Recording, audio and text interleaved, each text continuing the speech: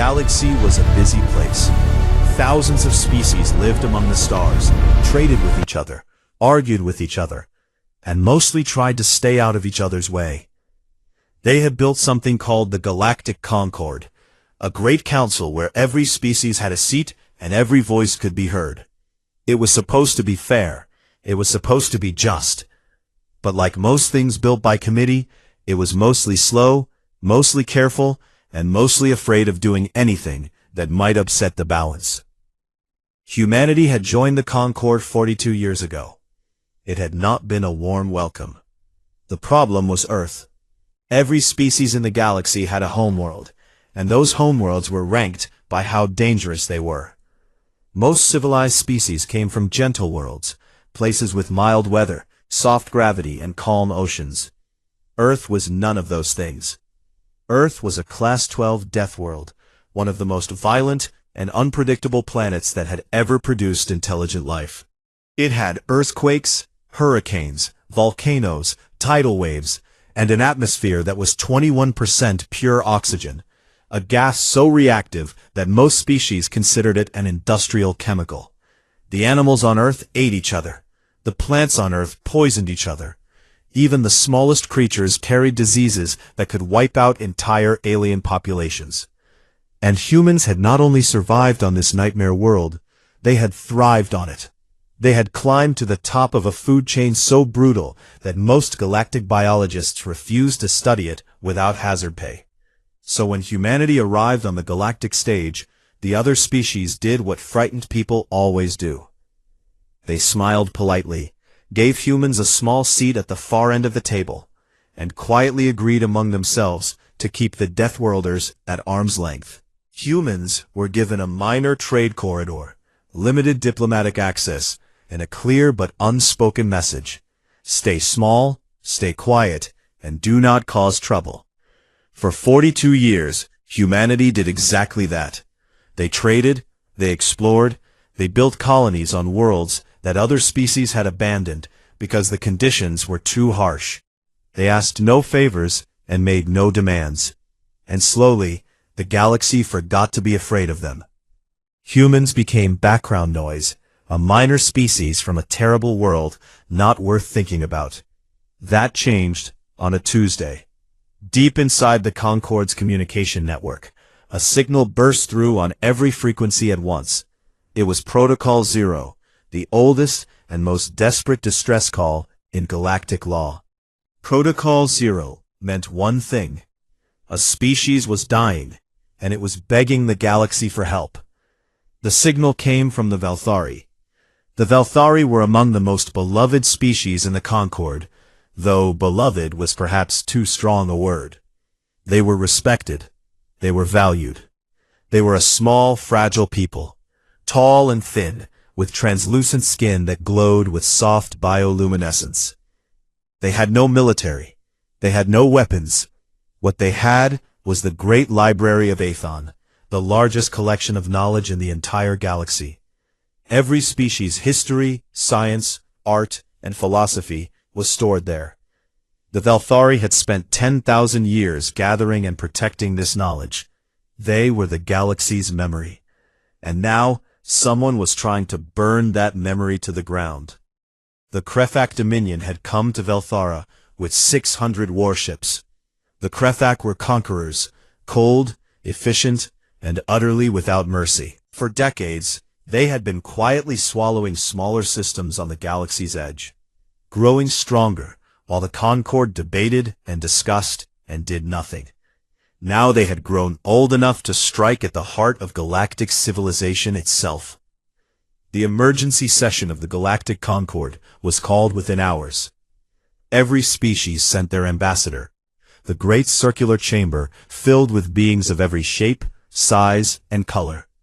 Holographic displays showed the Krefak fleet in orbit around Valthara, raining fire on cities that had never known war. And then, one by one, the galaxy's great civilizations said no. The Rithani said the risk was too high. The Orani said their fleet was needed to protect their own borders. The Thesic said they needed more time to study the situation. The Lunari offered thoughts and prayers, but no ships. Ambassador after ambassador stood, expressed deep concern, and sat back down having committed to nothing. Resolutions were drafted. Timelines were discussed. Meanwhile, on the holographic display, Valthari cities burned. Captain Consul Adeze Okonkwo, humanity's ambassador to the Concord, sat in her small seat at the far end of the chamber and watched all of this happen. She was a tall woman with dark skin, close-cropped silver hair, and eyes that had seen more than most people could imagine. Before she became a diplomat, she had been a soldier.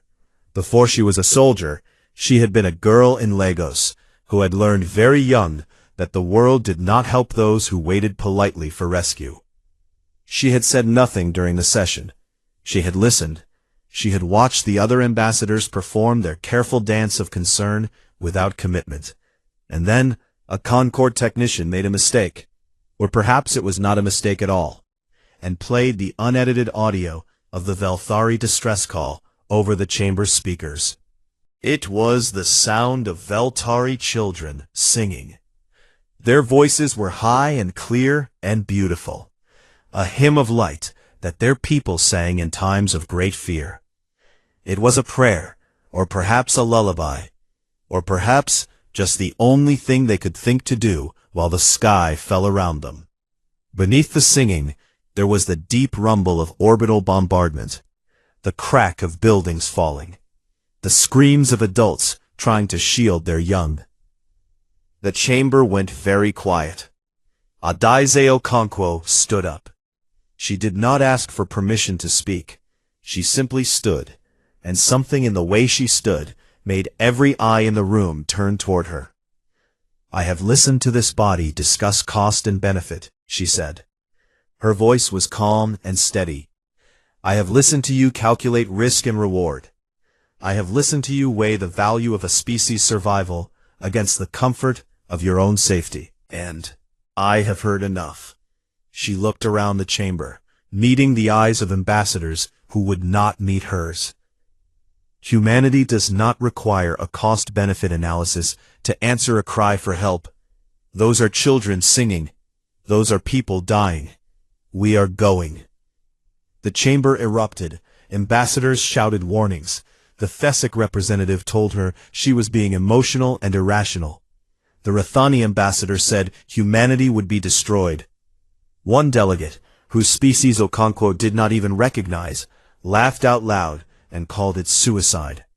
Okonkwo did not argue with any of them. She simply turned and walked out of the chamber. She had a call to make. Within the hour, the message reached Earth, and from Earth it spread to every human colony, every outpost, every ship in the fleet. The message was simple, and it was old as humanity itself. General mobilization. Across human space, lights came on in shipyards that the galaxy thought were quiet. Engines began to warm.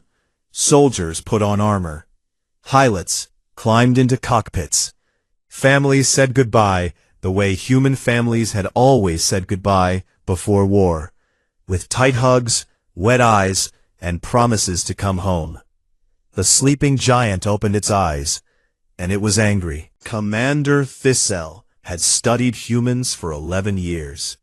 She was an officer in the Concord Observer Corps, an insectoid being with 4 arms, compound eyes, and a mind built for analysis.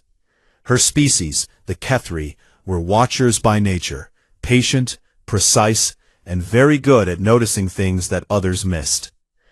She had been assigned to monitor humanity's military development since they joined the Concord. And for 11 years, she had written the same report over and over again. Minor species, modest fleet, no significant threat. She had been wrong. She had been so deeply, completely, terribly wrong.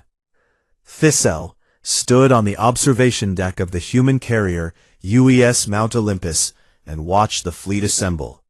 And for the first time in her long career, she felt something she had only read about in textbooks. She felt fear. The galaxy believed humanity had a few hundred ships, enough to patrol their trade lanes and protect their colonies. A sensible, small fleet for a sensible, small species. What Thistle saw pouring out of human space was not small, and it was not sensible. It was a flood. 4,200 warships, carriers the size of small cities, destroyers that moved in packs like the wolves of Earth's ancient forests, battlecruisers with armor so thick that Thistle's instruments could barely scan through them. And behind the warships came the support fleet, hospital ships, engineering vessels, fuel tankers, troop transports carrying hundreds of thousands of soldiers. All of it assembled, organized, and launched in 72 hours. 72 hours. The Concorde's fastest mobilization on record had taken 8 months. Thistle requested permission to observe the fleet from inside, and the humans, strangely cheerfully, said yes. She expected to find grim warriors preparing for death. What she found instead was something that made her compound eyes blink in confusion. They were playing music. On every ship she visited, humans were blasting sound from speakers. Rhythmic, aggressive, strangely beautiful noise that they called rock and metal and hip-hop. They sang along, they danced. On one destroyer, she found the entire crew watching a holographic recording of some ancient human entertainment called a movie, and laughing at jokes she could not understand. On another ship, soldiers were painting their faces with bright colors and patterns, a tradition that apparently stretched back thousands of years to tribal warriors on Earth. They were going to war. They were going to fight a fleet that outnumbered their forward elements 3-1. Some of them would certainly die, and they were laughing. Thistle sat in the officers' mess of the Mount Olympus and watched a group of Marines eat their evening meal. The food alone nearly killed her.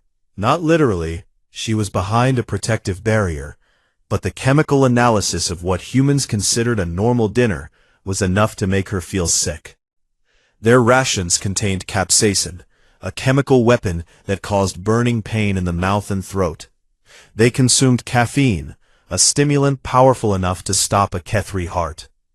Several of them were drinking ethanol, actual poison, mixed with fruit juice, and calling it relaxation. One Marine, a large male named Kowalski, noticed her staring and walked over with a grin. He held out a small brown square and said, "Want some chocolate?" Thistle's scanner identified the substance as containing theobromine, a compound that was lethal to at least 40 known galactic species. She politely declined.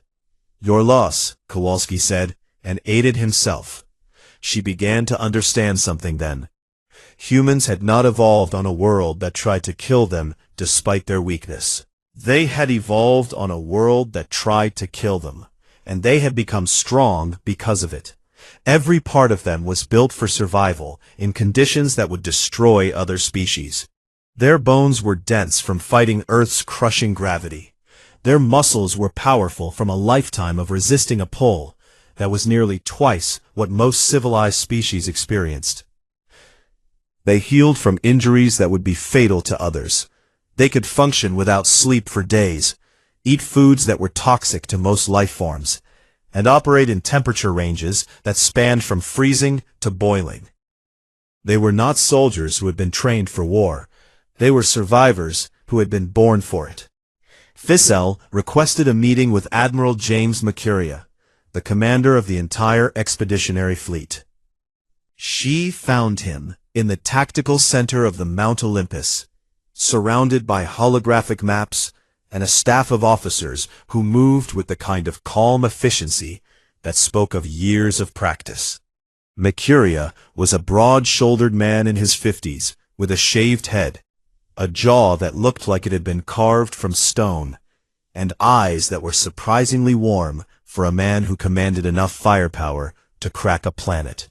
His troops called him Iron Jaw, and he seemed to enjoy the name. "Commander Thistle," he said, offering her a chair that had been specially designed for her anatomy. "Welcome aboard. I hope my people are treating you well." "They offered me chocolate," she said. Mercuria laughed. "They do that. Don't take it personally. She asked him about his battle plan, expecting the standard galactic approach, a direct fleet-on-fleet engagement, formation against formation, the kind of ritualized warfare that most species practiced. What Mercuria described was something entirely different. He was not going to fly straight to Velthara. He was going to split his fleet into dozens of smaller groups and send them racing ahead to attack Krethak's supply lines, communication relays, fuel depots, and staging areas. He was going to blind the Krethak, starve them, and isolate them before the main fleet ever arrived. He called it shaping the battlefield. You are going to attack them from behind before you attack them from the front, Thistle asked. We're going to attack them from everywhere at once, Mercuria said. The Krethak have never fought a species that wages war the way we do. They line up, they shoot, they see who has more ships left. That's not how humans fight. How do humans fight? Mercuria smiled, and for the first time, Thistle saw something behind those warm eyes that was not warm at all. It was old and deep and patient, and it had been sharpened by 1,000,000 years of hunting and being hunted on the most dangerous world in the galaxy. We fight to win, he said simply. Far away, in the Veltara system, Dominarch Vrethkon of the Krethak Dominion received intelligence reports about the human fleet's departure. He read them in his command throne, aboard the Worldbreaker, the largest warship his species had ever built, and he felt nothing resembling concern. He knew about humans, small species, minor power, from some backwater death world that the Concord kept as a curiosity. They had a few hundred ships, his intelligence was quite clear on this, and no real combat experience. The fact that they were coming at all was amusing. The fact that they seemed to think they could challenge the Dominion was laughable. Vrethkon had crushed 47 species in his career. He had burned worlds and broken civilizations. He had never lost a battle, never retreated, never shown mercy. He was the fist of the Dominion, and the galaxy trembled when he moved. He dismissed the human fleet from his mind and returned his attention to the systematic destruction of Velthara. The great library would burn. The Velthari would submit or die. And if a handful of Deathworld primitives wanted to throw themselves into the fire, he would burn them too. He did not know that the wolves were already running. Across Krethak supply lines, in the dark spaces between stars, where fuel convoys and communication relays sat unguarded, human fast attack groups were already arriving. They came in silent and fast, running without navigation beacons, communicating in short encrypted bursts that the Krethak could not decode. They hit their targets with brutal precision. A supply depot here, a relay station there, a fuel tanker convoy somewhere else, and then they vanished before anyone could respond. Within 48 hours, the Krethak Dominion's logistics network in the entire sector began to collapse. Vrethkon's fleet at Velthara was slowly, methodically, being cut off from everything it needed to fight. And the main fleet had not even arrived yet. On the observation deck of the Mount Olympus, Thistle wrote in her private journal, the one she would never submit to the Concord, the one that contained the truth rather than the careful, sanitized analysis her superiors expected. She wrote, I have made a terrible error. We all have.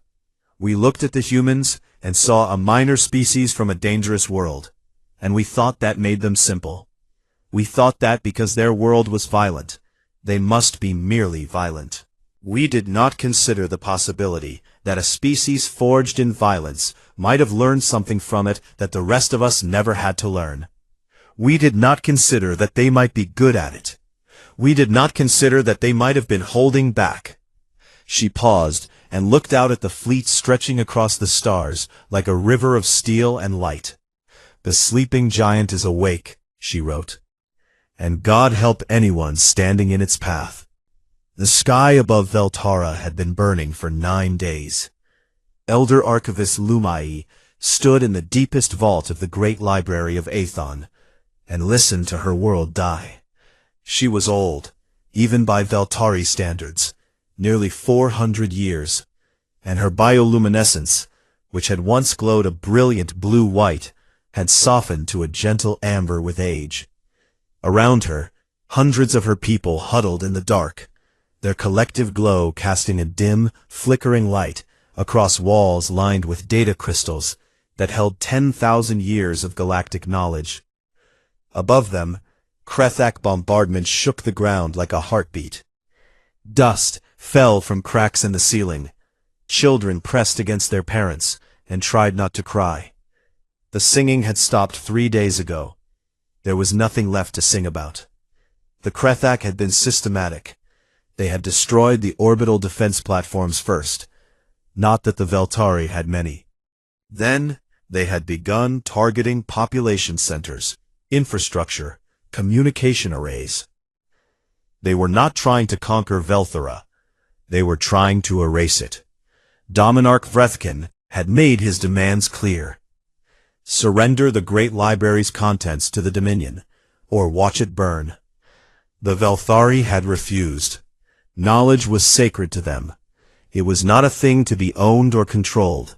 It was meant to be shared freely with all species. So Vrethkin had chosen to burn it. Luma A had sent the Protocol Zero distress call herself, 9 days ago. She had begged the galaxy for help. The galaxy had sent words of comfort and nothing else. She had accepted with the quiet dignity of her people that the Velthari would die alone. Then the stars moved.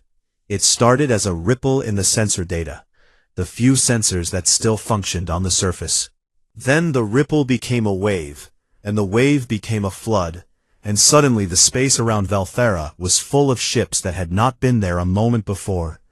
They came out of faster-than-light travel, in a formation so tight and so precise that the Krethak barely had time to register what was happening before the shooting started. The human fleet had arrived. In orbit, the battle began with silence and ended with thunder. The Krethak blockade fleet, 600 warships arranged in a standard orbital formation, turned to meet the threat and found that the threat was not behaving the way threats were supposed to behave. Human ships did not line up for an orderly exchange of fire.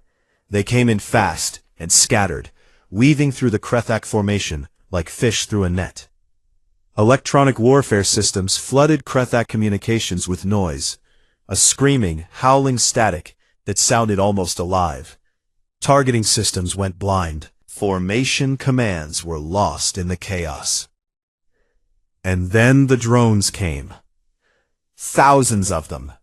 Small, fast, autonomous weapons platforms that swarmed Krethak ships like insects. Overwhelming point defense systems and striking at engines, sensors, and weapon arrays. The Krethak had never encountered drone warfare on this scale. No galactic species used it. It was considered wasteful and inelegant. Humans, apparently, did not care about elegance. But the drones were not the worst of it. The worst of it was the boarding parties. No species in the galaxy had used ship-to-ship boarding actions in over 1,000 years. It was an ancient tactic, a relic of a more primitive age, and every military textbook in the Concord agreed that it was obsolete, impractical, and insane. Human military textbooks apparently said something different. Breaching pods, small armored capsules carrying squads of Marines, launched from human ships and slammed into the hulls of Krethak capital ships like bullets. They burned through armor plating with plasma torches and vomited soldiers into the corridors of enemy vessels. What happened next was not a battle. It was a nightmare. Krethak soldiers were strong. They were bred for combat and trained from birth. But they had evolved on a low-gravity world, and their strength was calibrated for that world. Human Marines had grown up under Earth's crushing gravitational pull, nearly twice what the Krethak experienced. In the narrow corridors of a warship, in zero gravity, with emergency lighting flickering and alarms screaming. Human soldiers were faster, stronger, and more durable than anything the Krethak had ever faced. The Krethak fought hard. They were warriors, and they did not surrender easily. But fighting a human in close quarters was like fighting a creature from a horror story, a thing that kept coming no matter how many times you hit it, that shrugged off injuries that should have been fatal, that looked at you with calm, focused eyes while its blood floated in zero-gravity droplets around its face. Ship after ship fell silent as human marines took control of their systems and shut them down. While the orbital battle raged, something even more insane happened below. Drop pods. Hundreds of armored capsules fell from the sky like a burning rain, carrying human soldiers straight from orbit to the surface of Velthara. Orbital drop insertion under enemy fire was something that most galactic military experts considered theoretically possible, but practically suicidal. Humans had practiced it so many times that they had a nickname for it. They called it hitting the dirt. The pods slammed into the ground around the Great Library, around population centers, around refugee camps. Hatches blew open and Marines poured out, already running. The atmosphere of Velthara was thick and warm, uncomfortable for most species, almost tropical by Velthari standards. For humans, it was a pleasant autumn afternoon.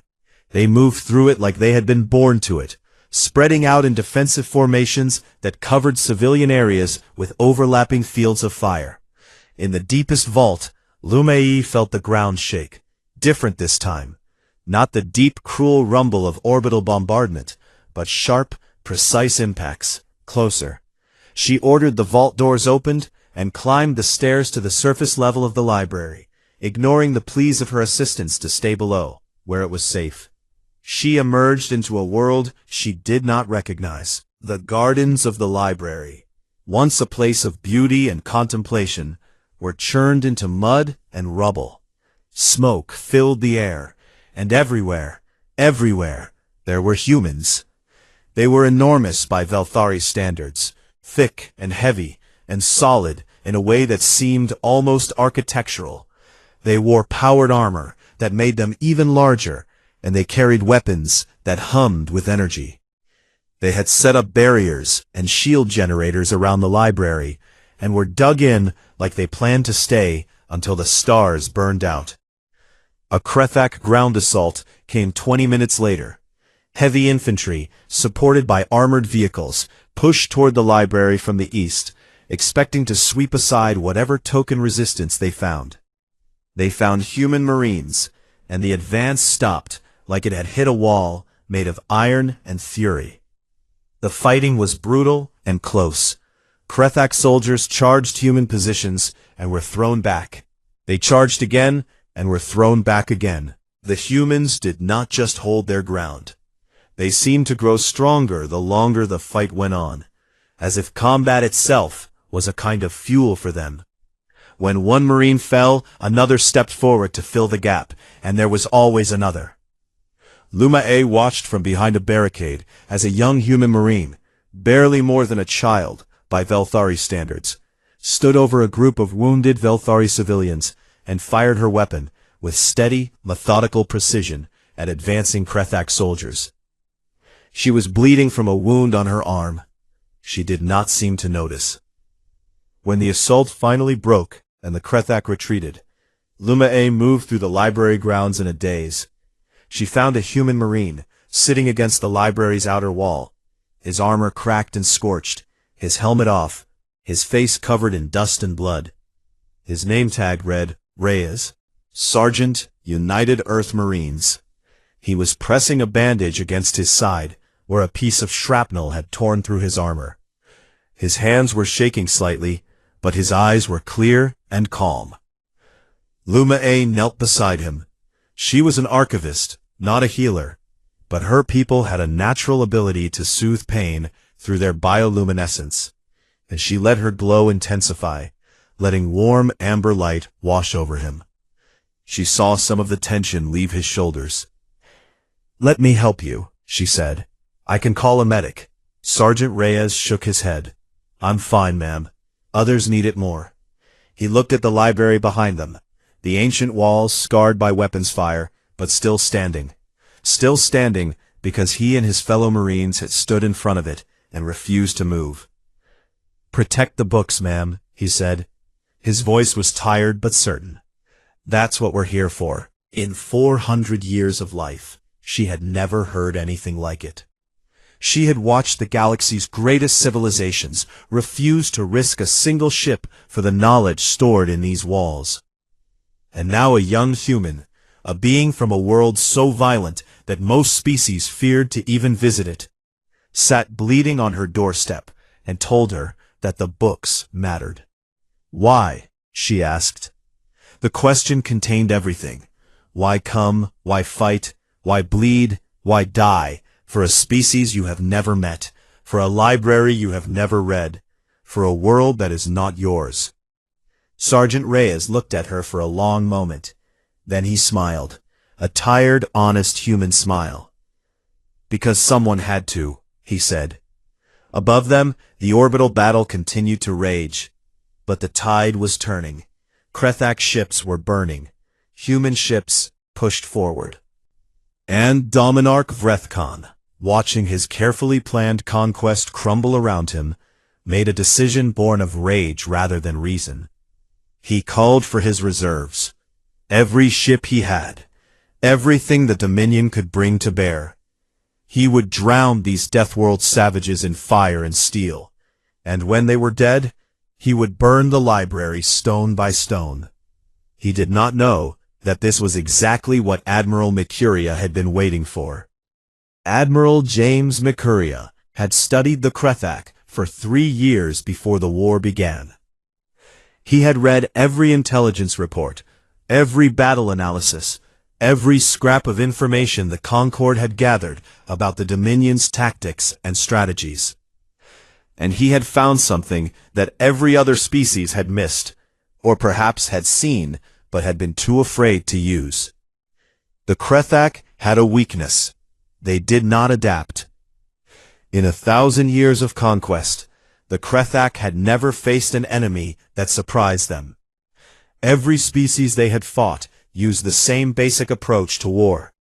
Assemble fleet, meet enemy fleet, exchange fire until one side broke and ran. It was the galactic standard, and the Krethak had built their entire military doctrine around being bigger, stronger, and more ruthless within that predictable framework. They had never faced an enemy that changed the framework. Mercuria stood in the tactical center of the UES Mount Olympus and watched the holographic display with the calm patience of a man who had placed his pieces on the board 3 moves ago and was simply waiting for his opponent to walk into the trap.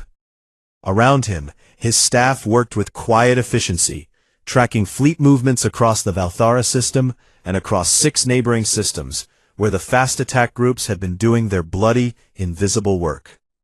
The Krethak supply lines were dead. Every fuel depot, every communication relay, every staging area within 2 light-years of Valthara had been destroyed or captured. Vrethkan's fleet was operating on what it had brought with it, and it did not know that nothing more was coming. And now, as Mercuria had predicted, Vrethkan was calling for reserves. The Krethak reserve fleet, 300 additional warships held back to protect the Dominion's flanks, received their Dominarch's order and began moving toward Valthara. They came fast and confident, expecting to join a battle already half won. They did not know that the human fast attack groups had finished their work on the supply lines and were now repositioning, silently, without beacons, running dark through the spaces between stars. The reserves arrived at Valthara and found a battle that looked nothing like what they expected. The main Krethak fleet was in disarray. Human ships had torn through their formation like a storm through a forest, leaving wreckage and chaos in their wake. Dozens of Krethak vessels drifted powerless, their systems shut down by boarding parties. Others burned. Still others fought on, but their coordination was gone, Their communications jammed, their command structure disrupted, their carefully practiced formations shattered into 1,000 individual fights that humans seemed to win more often than not. The reserves pushed forward, adding their firepower to the fray. For a moment, a brief, terrible moment, the weight of numbers began to tell. Human ships, outnumbered and outgunned, started taking serious losses. The carrier UES Verdun lost its flight deck to a concentrated barrage. The destroyer pack Wolf 7 was cut off and surrounded. Admiral McCurry's own flagship took a hit that knocked out its secondary weapons array and killed 40 crew members on Deck 9. McCurry did not flinch. He had expected this. He had planned for this. This was the moment where the Krethak committed everything they had, where Vrethkon threw every ship into the fight, because that was what the Krethak always did. They pushed forward, always forward, crushing their enemies through sheer overwhelming force. And that was when the jaw closed. The human fast attack groups, 12 destroyer packs, and 4 heavy cruiser squadrons, dropped out of faster-than-light travel behind the Krethak reserve fleet. They arrived in a staggered formation, spreading out across every escape route like fingers closing into a fist. At the same moment, engineering ships that had been hiding in the system's asteroid belt activated the minefields they had been quietly laying for the past 6 hours. Dense networks of autonomous weapons that sealed the space above and below the battlefield. The Krethak were surrounded. In front of them, the main human fleet. Behind them, the fast attack groups. Above and below, minefields. There was nowhere to run, nowhere to regroup, nowhere to hide. On Earth, in a military academy that had been teaching strategy for over 600 years, there was a name for this kind of maneuver. It was called a canny envelopment, named after a battle fought on Earth over 4,000 years ago, when a general named Hannibal had surrounded and destroyed a Roman army twice his size by letting them push forward into a trap of their own making. Vrethkon had never heard of Hannibal. He had never heard of canny. He had never needed to, because no species had ever used such a tactic against the Krethak. He stood in his command throne on the Worldbreaker and watched his fleet die around him. And for the first time in his long and bloody career, he felt something cold growing in his chest. He did not have a word for it. His species did not have a word for it. No Dominarch had ever needed one. The word was fear. Krethak ships began to break. Not just lose, break. Captains who had never retreated in their lives turned their ships and tried to run, only to find human destroyers waiting for them. Others, seeing no escape, powered down their weapons and broadcast surrender signals, something so alien to Krethak culture that many human officers initially thought it was a trick. It was not a trick. It was the sound of an empire realizing it had met something it could not crush. But Vrethkon did not surrender. Dominarchs did not surrender. It was not in his nature, not in his blood, not in the code that had been written into every cell of his being by 1,000 generations of conquest. If he could not win, he would make his enemies pay a price they would never forget. He ordered the Worldbreaker forward. All power to engines and forward weapons. Course set directly for Velthara's surface. If he could not have the Great Library, no one would. He would drive his flagship into the planet like a spear, and turn the library and everything around it into a crater so deep that not even memory would survive. The Worldbreaker accelerated toward the planet. It was the largest ship in the Krethak fleet, a dreadnought nearly 2 kilometers long, bristling with weapons, armored with layers of composite plating that could shrug off almost anything the galaxy could throw at it. Human ships fired on it as it passed. Shields held. Armor held. Vrethkon leaned forward in his throne and watched the planet grow larger in his viewport. And he felt the cold fear in his chest transform into something hot and final. Between the Worldbreaker and the planet, a single human ship moved to intercept. The UES Johannesburg was a heavy cruiser. She was not small, 300 meters long, crewed by 600 men and women, armed with enough firepower to crack a moon. But against the world breaker, she was a pebble standing in front of an avalanche. Captain Priya Anand stood on the bridge of the Johannesburg and looked at the dreadnought bearing down on her. She was a small woman, barely 5 feet tall, with dark hair pulled back in a tight braid and steady hands that had never shaken in 30 years of service. She had a husband on Earth. She had 2 daughters. She had a garden that she missed very much. She gave one order: all ahead full, put us between that ship and the planet. The Johannesburg surged forward and placed herself directly in the world breaker's path. The dreadnought's forward batteries opened fire, and the cruiser shuddered under the impact. Armor plating vaporized, compartments breached, crew members died. The Johannesburg listed, her port side torn open, atmosphere venting into space like blood from a wound. She held her position, absorbing hit after hit, buying seconds, precious, terrible seconds, for the rest of the fleet to concentrate their fire on the world breaker. Captain Anand's final transmission was broadcast on an open channel. Every human ship heard it. Every Krethak ship heard it. Every listening post in the sector heard it. "Hold the line," she said. Her voice was calm, calm as a stone, calm as the earth. "That's all we've ever done." The Johannesburg broke apart. She died in a flash of light that was visible from the surface of Velthara, where Sergeant Reyes and Elder Archivist Lume both looked up and saw a new star bloom and fade in the burning sky. But the seconds she had bought were enough. The combined fire of every human ship in range hit the world breaker at once.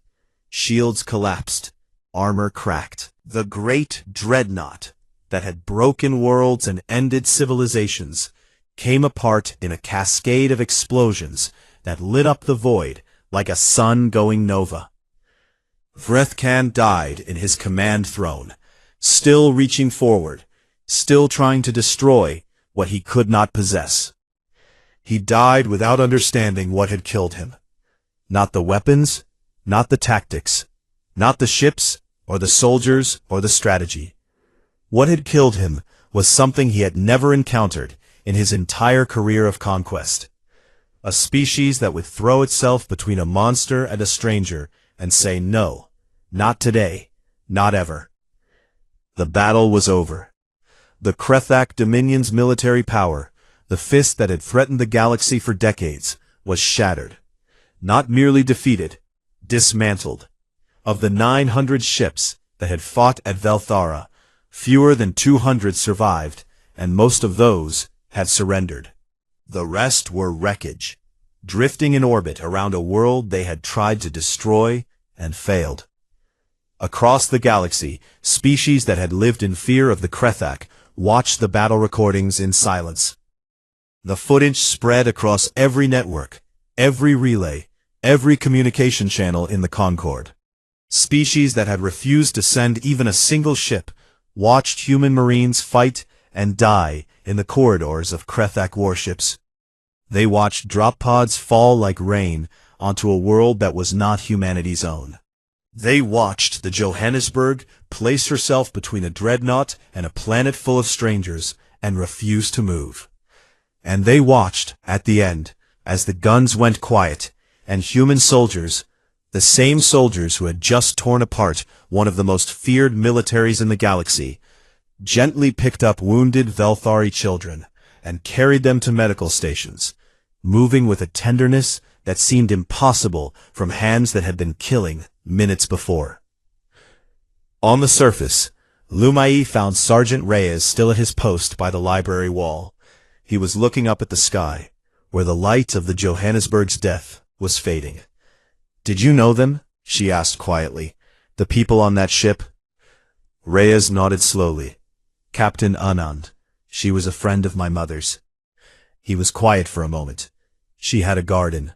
She talked about it all the time. Her people had words for grief and words for gratitude, but they had no words for this, for the strange, impossible thing that humans seem to carry inside them, this willingness to burn themselves up so that someone else's light could keep shining. She sat down next to him, and her glow, soft, warm, amber, wrapped around them both like a blanket. They sat together in the ruins and watched the sky clear. The galactic Concord chamber had never been this full. Every species had sent their ambassador. Many had sent their heads of state. Some had sent delegations so large that extra seating had to be arranged in the galleries above the main floor. The circular chamber hummed with the sound of 1,000 different languages being whispered, translated, and whispered again. 6 weeks had passed since the Battle of Velthara. 6 weeks since the Krethak Dominion had been broken. 6 weeks since the galaxy had watched a species it had ignored, dismissed, and quietly feared do something that none of them had been willing to do themselves. The mood in the chamber was complicated. There was relief. The Krethak threat that had hung over the galaxy for decades was gone. There was curiosity. Everyone wanted to see what the humans would do next. There was admiration, though many species struggled to admit it. And beneath all of it, there was shame. Deep, uncomfortable, unavoidable shame. They had heard the Veltari children singing. They had watched the cities burn. And they had done nothing. The humans had done everything. Now the humans were here, and the galaxy was waiting to see what the Deathworlders would demand. Because that was how power worked in the Concord. When a species proved its strength, it claimed its reward. Territory, resources, political influence, trade advantages. The stronger you were, the more you took. It was the unspoken law of galactic civilization, dressed up in diplomatic language, but understood by everyone. Might made right, as long as you were polite about it. Humanity had just demonstrated, beyond any possible doubt, that it was the single most capable military power in the galaxy. Every analyst, every strategist, every intelligence service had reviewed the battle data and reached the same conclusion. The human fleet was not just strong, it was dominant. The way humans fought, the speed, the creativity, the total integration of space and ground warfare, the willingness to take risks that no other species would consider, put them in a category that the Concord's military ranking system did not even have a name for. So the galaxy braced itself. The Deathworlders were going to take their pound of flesh, and no one could stop them. Captain Consul Adaizi Okonkwo entered the chamber the same way she had left it 6 weeks earlier. Walking tall, walking alone, and not asking anyone's permission. She wore her dress uniform, dark blue with silver trim, and on her chest she carried 2 things, the medal of the United Earth Diplomatic Corps, and a small pin shaped like a flame, the symbol of the UES Johannesburg. She took the central podium and looked out at the assembled galaxy. Hundreds of species, thousands of representatives, millions watching on broadcasts across every civilized world. She let the silence build until it was so heavy that it pressed against the walls. Then she spoke. 6 weeks ago, I stood in this chamber and listened to this body fail, she said. Her voice was not angry. It was not triumphant. It was simply clear. A species was dying. Children were singing because they had nothing else left. And this chamber, the greatest assembly of civilized beings in the galaxy, could not find the courage to help. She paused. No one moved. No one breathed. Humanity answered that call. We did not answer it because we are brave. We answered it because we could not live with ourselves if we did not. 4,712 of our people died at Velthara. Each of them left behind families, friends, and lives they will never finish living. Captain Priya Anand left behind a husband and 2 daughters, and a garden she will never see bloom again. Okonkwo's voice did not waver, but something in her eyes, something deep and tired and human, made several ambassadors in the front row look away. You are expecting demands, she continued. I know how this works. We won. We bled. Now we take. That is the way of things in this Concord, and every species in this room understands it. She reached into her uniform jacket and pulled out a data chip. She held it up so the chamber could see it. This is not a list of demands.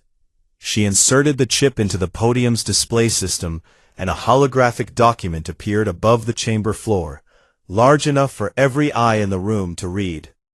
It was written in the Concord's standard diplomatic language, but its meaning was plain enough for a child to understand.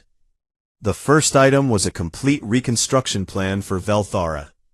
Infrastructure, housing, medical facilities, environmental restoration, funded entirely by humanity. Not a loan, not an investment, a gift. The second item was a proposal for a galactic mutual defense pact. Simple in concept, revolutionary in practice. An attack on any member species would be treated as an attack on all member species. No more standing by while others burned. No more committees while children sang in the dark. The chamber erupted in murmurs. This was not what anyone had expected. Some ambassadors looked confused. Others looked suspicious. A few, very few, looked like they might cry. Okonkwo waited for the noise to die down.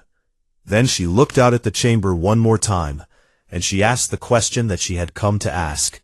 The question that mattered more than any treaty or any plan. Who among you will stand next time? The silence that followed was the loudest thing the chamber had ever heard. It lasted for 10 seconds, 20, 30. Long enough for the shame to settle into every heart in the room, like a stone sinking into deep water. Then the Velthari delegation stood, all of them, 12 fragile, luminous beings who had nearly been erased from the galaxy. They rose from their seats, and their bioluminescence blazed, not the soft glow of everyday life, but a brilliant, pure white light that filled the chamber like a sunrise. Among the Velthari, this was the deepest expression of their culture, reserved for moments of absolute reverence. It was the light of acknowledgement, given only to those who had earned a place in the Velthari soul. Elder Archivist Luma A, who had traveled from Velthara to be here, stepped forward. She was still glowing amber, the color of age, of wisdom, of the long memory of her people. She looked up at Okonkwo with eyes that held 400 years of seeing the galaxy as it was. And she spoke in a voice that carried across the silent chamber. "The Velthari will stand," she said. "We have no warships, we have no soldiers, we have no weapons, but we have memory, and we will never forget what was done for us. We second this pact." One by one, other species began to rise. The Tauri stood, a species of engineers whose homeworld was nearly as harsh as Earth. They had always felt a quiet kinship with humans, and now they claimed it openly. The Selenari stood, amphibious beings whose vast oceans held resources that could rebuild 100 worlds. The Kyrene stood, and the Bathosi, and the Giraffi, and species whose names humanity had never learned because they had never been given the chance. Not everyone stood. The Rathani remained seated, calculating. The Thesic debated among themselves in sharp whispers. Several species looked uncertain, caught between the pull of conscience and the weight of tradition. But enough stood, more than enough. By the time the votes were counted, over 60% of the Concord had signed on to the Mutual Defense Pact, the first binding military agreement in galactic history. The galaxy had changed, not because humanity had forced it to change, but because humanity had shown it what change looked like. Months later, the Great Library of Athon reopened. The rebuilding had been a joint effort, human engineers working alongside Velthari architects, in a collaboration that neither species could have imagined a year earlier. The library's ancient halls had been restored with care and reverence, and the data crystals that held 10,000 years of knowledge were once again humming with light. A new wing, built at the junction of the old and the restored, where human structural engineering met Velthari artistry. It was beautiful, soaring arches of crystalline material that caught the light and split it into rainbows, supported by frames of human steel that would stand for 1,000 years. Above the entrance, in letters that glowed with Velthari bioluminescence, was the wing's dedication. To the crew of the UES Johannesburg and all who fell at Velthara. Inside, Lumea had built something that her people had not built in 10,000 years, a new archive vault. The Great Library held millions of archives, organized by species, by era, by subject, but this vault was different. It was the first archive ever dedicated not to a species' knowledge, but to a species' character. She had titled it simply, Humanity, the Deathworlders Who Answered. Within the vault, she had stored everything. The original Protocol Zero distress call. The recordings of the Concorde session, where the galaxy had failed, and one woman had stood. Fleet communications from the battle. Ground combat footage. Medical logs. The final transmission of Captain Priya Anand. Thousands of hours of interviews with human soldiers, engineers, medics, and officers who had come to save a world they had never seen for a people they had never met. And at the center of the archive, in a case of crystal and steel, she had placed a single object, a blood-stained bandage that Sergeant Tomas Reyes had left behind when he was finally carried to a medical station, still insisting that others needed help more. At the entrance to the vault, inscribed in every language of the Galactic Concorde, and in 200 human tongues, from English to Mandarin to Swahili to Quechua to languages that had been dead on Earth for centuries, was a single line that Lumea had written herself in the quiet hours after the battle, when the sky had finally stopped burning. They came not because it was easy, not because it was wise, but because someone was afraid and alone in the dark, and that was enough. Some species understood them immediately. Others struggled with them, turned them over in their minds, tried to fit them into the frameworks of cost and benefit that had governed galactic civilization for millennia. A few dismissed them as human sentimentality. But Lumea knew the truth, because she had seen it with her own eyes and recorded it with her own hands, as was her sacred duty. She had seen a species that the galaxy called dangerous and primitive cross the stars to protect strangers.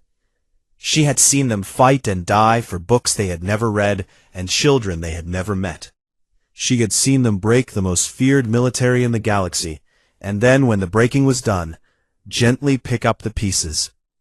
Far away, in a Concorde outpost at the edge of explored space, Commander Thizzle filed her official observer's report on the Battle of Velthara. It was 312 pages long, filled with tactical analysis, fleet composition data, and careful strategic assessments. It would be read by military planners across the galaxy, and would reshape the Concorde's understanding of warfare for generations. Her private journal, the one she would never submit, the one she kept for herself, contained only one entry from the entire campaign. She had written it on the observation deck of the UES Mount Olympus, watching human ships burn and human soldiers die for a world that was not theirs, and she had not added a single word since. It read, "I have studied war my entire career. I thought I understood violence. I thought I understood strength. Then I watched the Deathworlders go to war, not for territory, not for resources, not for pride, but for a species of librarians they had never met, for a library they had never read, for the simple reason that someone needed help and they could provide it. I have spent my life measuring power by its ability to destroy. The humans have shown me that true power is measured by what you are willing to sacrifice to protect. I do not think the galaxy understands what it means that the Deathworlders are awake. I do not think the galaxy understands the most important thing about them." She had paused then, her stylus hovering over the page, watching the stars beyond the viewport, and the fleet of strange, terrifying, wonderful beings who had come from a world that should have killed them, and had instead made them into something the galaxy had never seen before. She wrote one final line.